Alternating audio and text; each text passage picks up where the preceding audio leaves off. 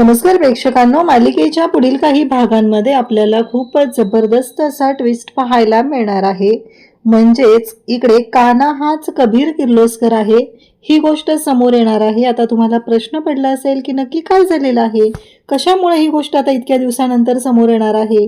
तर कान्हाला म्हणजेच कबीरला businessman of the award म्हणजेच बिझनेसमन ऑफ द इयर हा अवॉर्ड मिळणार आहे आणि त्यामुळे हे सत्य आता समोर येणार आहे। हे सगळं कशा पद्धतीने होणार ते आपण आपल्या या व्हिडिओमध्ये पाहणार आहोत।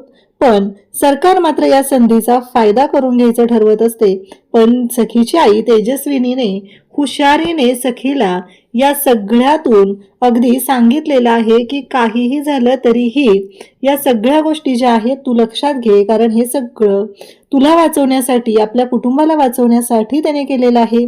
तुला तुझी खरी आई त्याने मिळवून दिलेली आहे, त्यामुळे मला असं वाटतंय की असा तू विचार करू नकोस, असं सखीला समजवणार आहे। आणि सखी आणि त्याचबरोबर इकडे कान्हा यांच्या दोघांच्या नात्यामध्ये जे विघ्न आणायचं आहे, दुरावा आणायचा आहे, ते सगळं तेजस्विनी मिटवणार आहे। हे सगळं कशा पद्धतीने होणार ते आपण आपल्या आजच्या या व्हिडिओमध्ये पाहणार आहोत। त्यासाठी व्हिडिओ शेवटपर्यंत पहा। त्याचबरोबर चॅनलवरती नवीन असाल तर चॅनलला नक्की सबस्क्राईब करा। इकडे सखीला खोकल्याचा खूप त्रास व्हायला लागलेला असतो, कारण सखी कान्हाला म्हणालेली असते की माझा सर्दी खोकला हा खूप टोकाचा असतो आणि अगदी गोष्टी तशाच पद्धतीने झालेल्या असतात। कारण सखीला जो काही सर्दी खोकला झालेला आहे तो खरंच खूप टोकाचा झालेला आहे आणि सखीला त्रासही होत असतो। इकडे आता सगळेजण गोळा झालेले आहेत। सरकार मात्र सखीला या सगळ्यातून बाहेर काढायचं आहे, म्हणून सरकार स्वतः आता बाहेर पडलेले असते, ती म्हणजेच डॉक्टरांना आणायला। इकडे कान्हा त्याचबरोबर घरातले सगळेजण एकत्र जमलेले असतात, ते पाहत असतात।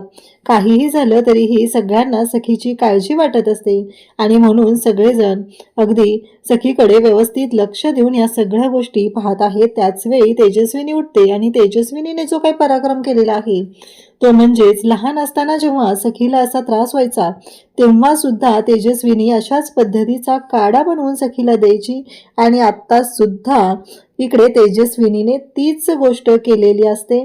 त्यामुळं सगळेजण आता तिच्याकडे पाहू लागतात आणि तिने लवंग भाजून घेतलेली असते आणि त्याचबरोबर इकडे सखीला ती लवंग आणून दिलेली असते, त्याचा पुरचुंडी घेतलेली असते आणि त्याचा वास तिला सांगत असते ती घे म्हणून, म्हणजेच तुझा खोकला कमी होईल।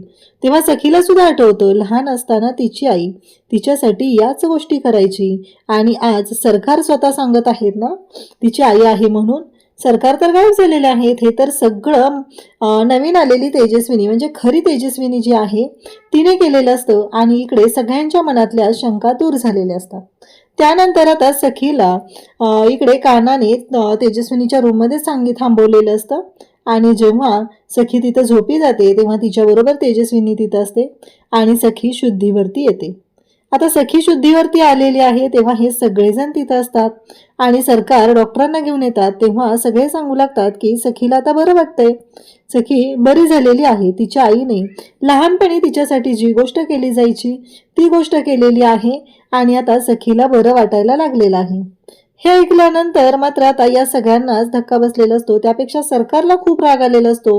सरकार रागातच निघायला लागते आणि माझ्या मुलीवरती कोणी अधिकार दाखवलेला आहे, ती माझी मुलगी आहे आणि तिच्या बाबतीत असं काही झालेलं मी सहन करणार नाही, असं सरकारचं चालू झालेलं असतं। आणि सरकार धावतच इकडे आता सखीच्या रूममध्ये म्हणजे जिथे तेजस्विनी आणि सखी दोघीही आहेत त्या रूममध्ये जाते आणि त्याच वेळी तेजस्विनी तिला सांगते बास झालं, इथं सखी झोपलेली आहे आणि तू तिला डिस्टर्ब करू नकोस, तू बाहेर जा, आतापर्यंत तुझं खूप सहन केलेलं आहे पण माझ्या मुलीच्या बाबतीत जर काही झालं तर मी सहन करणार नाही।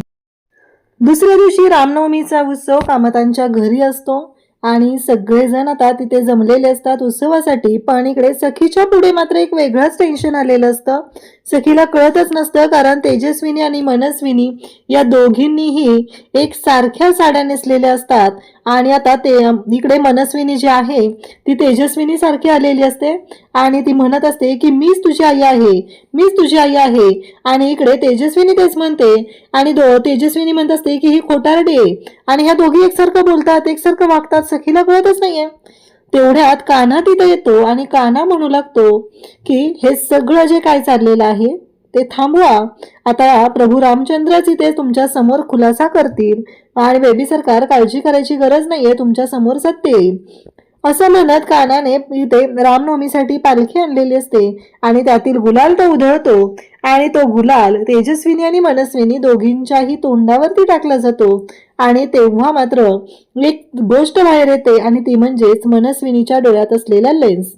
ही गोष्ट खरं तर गौतम काकाने कानाला सांगितलेली असते की त्या मनस्विनीचे डोळे वेगळे आहेत आणि तिने लेन्स वापरत आहे. ही गोष्ट गौतम काकाने सांगितल्यामुळं कानाला कळलेली असते आणि त्याने गुलाल उधळून इकडे मनस्विनीचं सत्य सगळ्यांच्या समोर आणलेलं असतं. ती लेन्स खाली पडते. सखी ती लेन्स उचलते आणि म्हणते हे काय आहे. आता इथे सगळ्यांच्या समोर दूध का दूध पाणी का पाणी झालेलं असतं आणि सरकार सगळ्यांशी खोटं बोलत आहे. सखीच्या समोर आज सत्य आलेलं असतं, तिची खरी आई कोण आहे आणि फायनली या गोष्टी समोर आलेल्या असतात. त्यानंतर कान्हा आता त्याच्या घरी जातो त्याच्या आईला भेटायला. इकडे राजलक्ष्मी मात्र भयानक चिडलेली असते. ती म्हणते मला काहीही देणं घेणं नाही, मला इथे मी जे ठरवलेलं आहे ते झालं पाहिजे, मला माहितीये तुझं जे काय चाललेलं आहे ते. तेव्हा कान्हा म्हणत असतो की एकदा ऐकून घे ना, अगं आपल्या बाबांना म्हणजे बाबांचा जो खून झालेला आहे तो मनस्विनीने केलेला आहे. कारण 12 वर्ष सगळ्यांच्या समोर वावरत होती, ती वेगळीच बाई होती आणि आत्ता जी आलेली आहे ती वेगळीच आहे. त्यामुळं बाबांच्या खुनाच्या आरोपात आपण तिला जेलमध्ये पाठवायचं आहे. तेव्हा राजलक्ष्मी चिडलेली असते. ती म्हणत असते की माझ्या मुलाला न्याय मिळाला पाहिजे, माझ्या सुनेचे जे हाल होत आहेत ते सगळं थांबलं पाहिजे.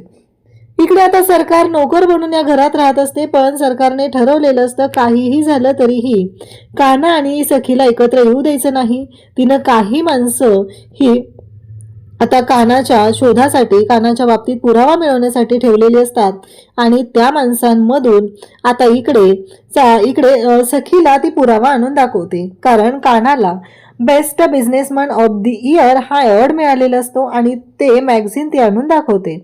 मात्र सखीला धक्का बसतो. सखी म्हणत असते की हे सगळं काय आहे, म्हणजे कान्हाने मला फसवलंय, तो माझ्याशी खोटं बोललाय, तो कान्हा नाहीये तर तो कबीर किर्लोस्कर आहे आणि म्हणजेच राजलक्ष्मी किर्लोस्करांचा नातू देवदत्त किर्लोस्करांचा मुलगा आहे. ही गोष्ट जेव्हा आता खऱ्या तेजस्विनीला समजते आणि तिला कळतं की ही सरकार जी आहे ती आता माझ्या लेकीचा संसार मोडायला निघालेली आहे, तेव्हा मात्र आता तेजस्विनी समोर येते आणि म्हणू लागते काळजी करू नकोस बाळा, तुला माहिती आहे ना हे सगळं का केलं जातंय, हे सगळं जाणून बुजून केलं जाते, तुझ्या लक्षात येत नाहीये असं ती सांगू लागते. आणि इकडे ती म्हणते की एक गोष्ट लक्षात ठेव, कारण हे सगळं जरी कान्हाने केलेलं असलं तरी त्याचा हेतू जो आहे तो चांगला आहे, त्यामुळं तू त्याच्यावरती कोणताही म्हणजे आरोप करू नकोस, आत्ता त्याला समजून घे, तो हे सत्य कधी सांगतोय ते बघूया आपण. तेव्हा मात्र कान्हाने आता ठरवलेलं असतं की सखीपासून काहीही लपवायचं नाही. मग कान्हा सखीला घेतो आणि सखीला घेऊन तो दाभाडे काकूंकडे जातो. कारण दाभाडे काकूंकडे गेल्यानंतर त्याला सखीला सगळं सत्य सांगायचं असतं आणि म्हणूनच त्याने सखीला घेऊन आता दाभाडे काकूंकडे चाललेला असतो. तेव्हा मात्र सखी म्हणते की आपण इकडे कुठे चाललोय, तेव्हा तो म्हणतो की दाभाडे मावशींना भेटायला चाललेलो आहे. आता मात्र सखीला कळतं. तिथं आल्यानंतर दाभाडे मावशी आणि सखी या दोघींनाही तो त्याला अवॉर्ड मिळालेला आहे ही गोष्ट सांगतो आणि त्याचबरोबर तो कोण आहे ते सांगतो. तेव्हा मात्र सखी कानाकडे पाहते, म्हणजे कानाने कसलाही वेळ घेतलेला नसतो तर सरळ त्याने सांगून टाकलेलं असतं. ही गोष्ट लक्षात येते आणि कानाने दोघींनाही त्याच्या अवॉर्डला येण्याचं सांगितलेलं असतं.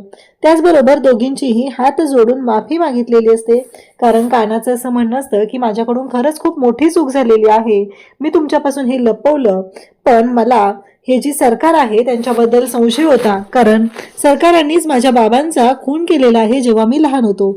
आणि सखी तुला आठवत नसेल पण तू आमच्या घरी यायची, म्हणजेच राघव काकांबरोबर तू आमच्या घरी येत होती, त्यावेळेसही माझं नाव कान्हाच होतं, मी माझं नाव बदललेलं नाही किंवा खोटं सांगितलेलं नाहीये, तर मी सगळ्यांचा घरच्यांचा कान्हा आणि ऑफिशियली माझं नाव कबीर किर्लोस्कर आहे. हे ऐकल्यानंतर दाभाडे मावशींनी सुद्धा कानाला माफ केलेलं आहे आणि सखीने सुद्धा माफ केलेलं आहे. तर आता सगळेजण या अवॉर्ड सेरेमनीसाठी जमलेले आहेत आणि कान्हाला बिझनेसमॅन ऑफ द इयर हा अवॉर्ड मिळालेला असतो. कान्हा मात्र जाम खुश आहे कारण त्याचं सगळं कुटुंब त्याच्यासोबत आहे. अशाच अपडेटसाठी चॅनलशी कनेक्ट राहा. थँक्यू.